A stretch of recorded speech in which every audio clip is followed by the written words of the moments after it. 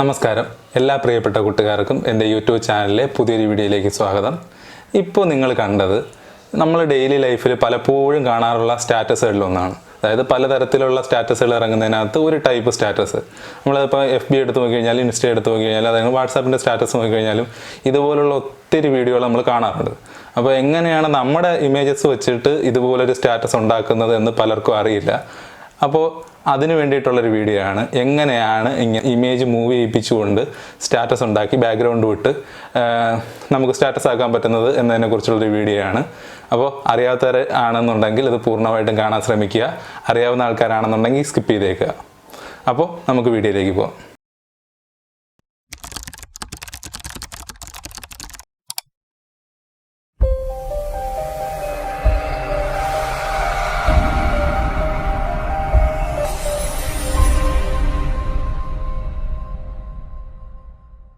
ഇന്ന് ഞാൻ ഈ വീഡിയോ ഉണ്ടാക്കാൻ പോകുന്നത് എലൈറ്റ് മോഷൻ എന്ന് പറയുന്ന പെയ്ഡായിട്ടുള്ള ഒരു ആപ്ലിക്കേഷൻ യൂസ് ചെയ്തിട്ടാണ്.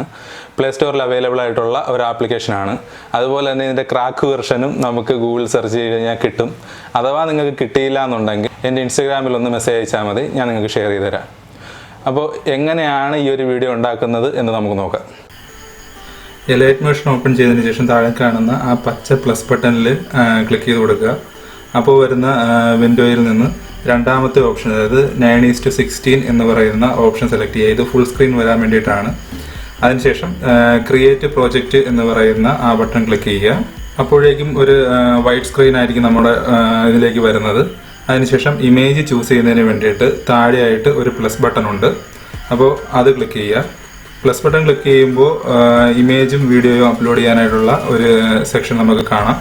അപ്പോൾ ആ സെക്ഷനിൽ പോയി കഴിഞ്ഞാൽ നമുക്ക് ഇഷ്ടപ്പെട്ട ഇമേജ് ചൂസ് ചെയ്യാം. ഇമേജ് വരുന്നത് സെൻട്രലായിട്ടായിരിക്കും വരുന്നത്.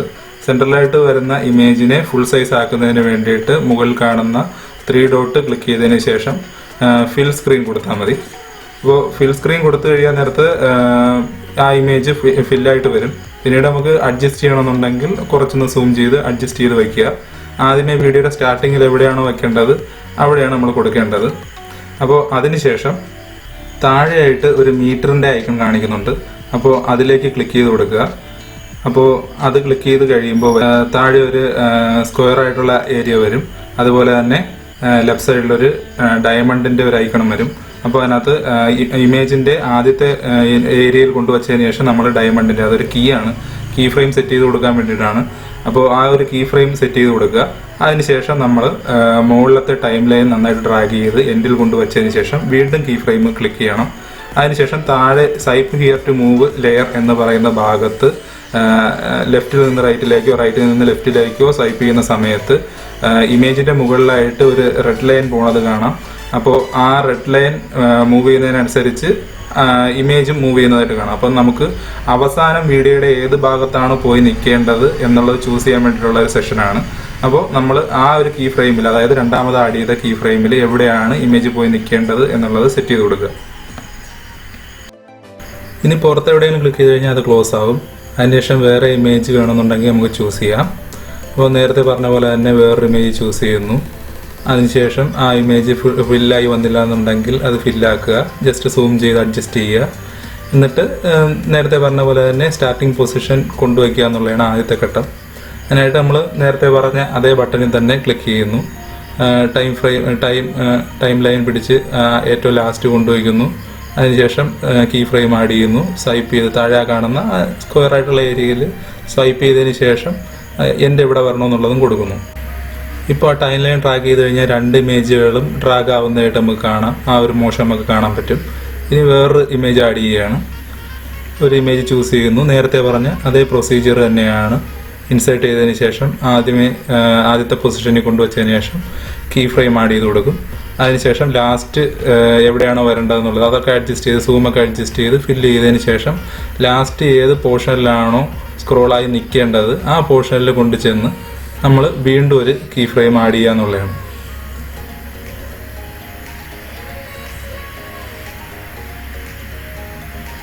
കീ ഫ്രെയിം ആഡ് ചെയ്തിട്ട് ഡ്രാഗ് ചെയ്ത്, അതായത് എൻഡ് പൊസിഷനിൽ നമ്മൾ ഡ്രാഗ് ചെയ്ത് ആ എക്സാക്ട് പൊസിഷനിൽ കൊണ്ടുവച്ചതിന് ശേഷം നമ്മൾ വെളിയിൽ ക്ലിക്ക് ചെയ്ത് കഴിഞ്ഞ് കഴിഞ്ഞാൽ ഈ അവസാനം ആഡ് ചെയ്ത മൂന്നാമത്തെ ഇമേജും ഒരു മോഷനിലേക്ക് വരും.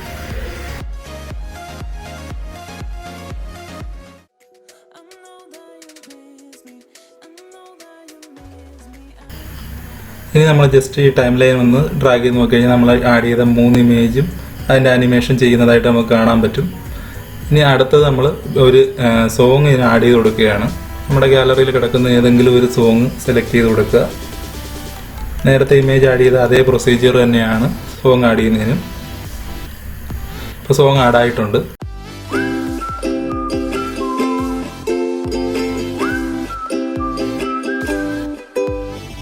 സോങ്ങിൻ്റെ ലെങ്ത് അല്പം കൂടുതലാണ്. അപ്പോൾ സോങ്ങിൻ്റെ ടൈം ലൈനിൽ ക്ലിക്ക് ചെയ്ത് കഴിഞ്ഞാൽ അത് ക്രോപ്പ് ചെയ്യാനായിട്ടുള്ള ഓപ്ഷൻ കിട്ടും. അപ്പോൾ അത് ക്രോപ്പ് ചെയ്ത് കളയുക.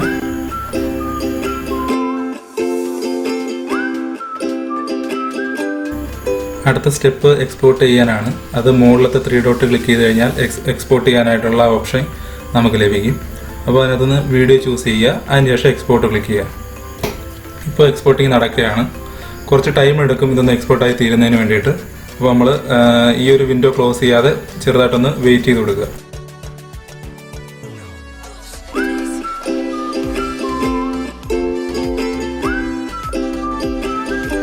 വളരെ സിമ്പിളായിട്ട് എങ്ങനെയാണ് ഒരു വാട്സാപ്പ് സ്റ്റാറ്റസ് ഉണ്ടാക്കുന്നത് എന്നതിനെക്കുറിച്ചാണ് ഇന്ന് നമ്മൾ നോക്കിയത്.